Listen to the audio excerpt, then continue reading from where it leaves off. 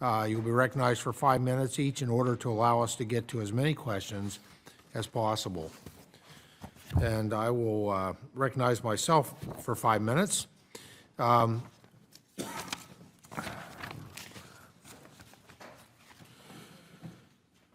Secretary, I wanted to talk on a specific issue, a specific issue to begin with that fits in the topic of regulations and the costs that they impose on both farmers and consumers. So let's talk about Prop 12. Mr. Secretary, you and I have discussed this issue. Preliminary data from a pending study at USDA's Office of the Chief Economist shows that prices of certain pork products have risen as much as 41% since the implementation of Proposition 12. A 2023 study found that the costs associated with Prop 12 are, quote, widespread and extensive, end quote.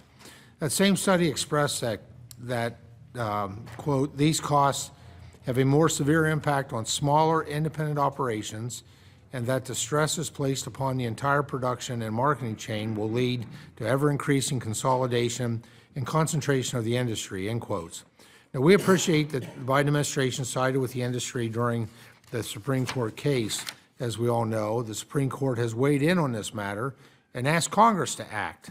When thinking about the stated goals of this administration and your very own testimony to serve small producers, can you speak to the economic harms from Proposition 12? And quite frankly, if pork prices are going up for consumers and costs are going up for producers, who's winning here? Mr. Chairman, I don't want to take you all the way back in our history, but I'm going to, in response to your question to the Articles of Confederation.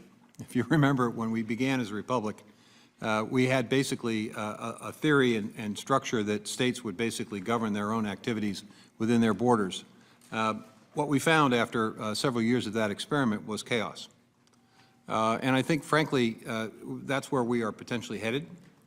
The reality is this, that when each state has the ability to define for itself and for its consumers exactly what farming techniques or practices are appropriate, it does create the possibility of 50 different sets of rules and regulations, which obviously creates serious concerns for producers because they have no stability and they have no certainty.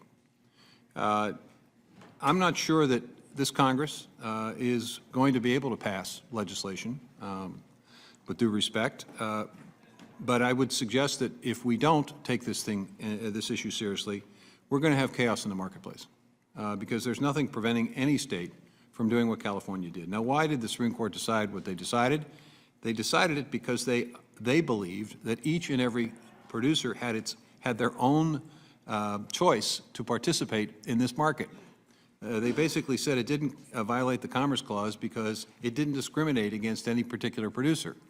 Well, the problem, I think, is that it didn't anticipate the impact of 12% of the market changing the rules on the entire market. And I think that there's risk of that occurring all across the country.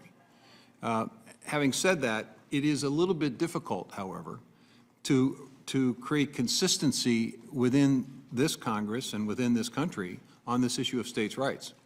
Because if you apply this standard, then you're going to have to discuss some of the more difficult issues, social issues, guns, abortion, et cetera. So I don't envy the Congress trying to figure this out. I will tell you, though, that if it doesn't figure it out, there's going to be chaos.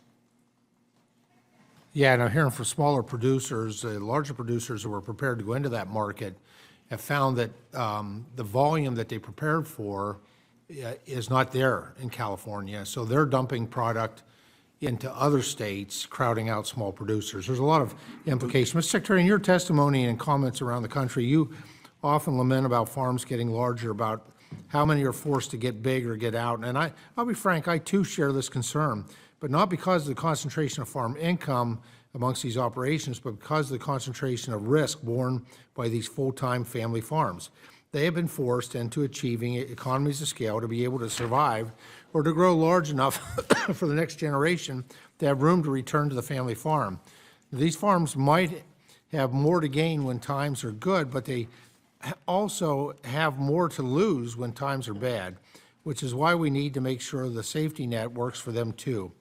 Unfortunately, you've taken upon yourself to utilize USDA to transform American agriculture through the unfettered use of the CCC, or rewriting the rules on disaster aid programs to reorient assistance to small and part-time farmers at the expense of the full-time family farms. Truth is, much of the consolidation you lament is a direct result of costs that are constantly rising amid softening commodity prices, putting the squeeze on margins. And when I travel the country and talk to producers, many of the additional costs they are bearing are a direct result of the actions taken by this administration. Between Department of Labor rules that have made the H-2A program almost unworkable and driven up the cost of labor, to EPA's war on crop protection tools, or even the threat of financial regulations that will increase cost of banking, is the Biden administration is contributing to the expansion of these farming operations. Many decisions with the aim of transforming any sector of the American economy is not the role of unelected bureaucrats, Mr. Secretary, but rather those ideas should be debated in Congress, and no amount of tinkering around the edges at USDA will stop that. Seeing that my time has expired, now recognize. Mr. Chairman, can I have a minute to respond to that? Yes, sir. Please.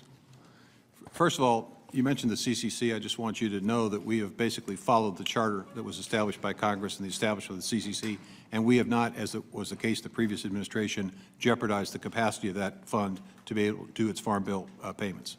Secondly, you mentioned the disaster assistance program. I would just simply say, when we advised Congress that there was a $10 to $12 billion bill due to assist producers across the board for disasters in 2022, Congress appropriated $3 billion. You gave us 30% of what we needed. So we had a choice of basically doing it the way we did before, when we had all the money and the resources to be able to cover all of the producers, or provide an opportunity for 80% of the producers to receive slightly more. This included those family farmers you just talked about. So if I had to do it over again, I would do it the same way, because I think it's helpful to help those smaller producers. Why? Because they didn't receive the lion's share of the $19 billion of indemnification that was paid through crop insurance and other mechanisms. So with all due respect, if you want the disaster programs to work, then we have to have the resources to be able to do what you want us to do, which is to make everybody whole. And Mr. Secretary, I appreciate that. And as in our, the great times that we've spent meeting together, I'll just reinforce what I've said before. Work with us on those issues. I can't control what happened in the past. I couldn't even control what happened in 2022, but I did have more opportunity today as chairman. So with that, I recognize the ranking member for his questions.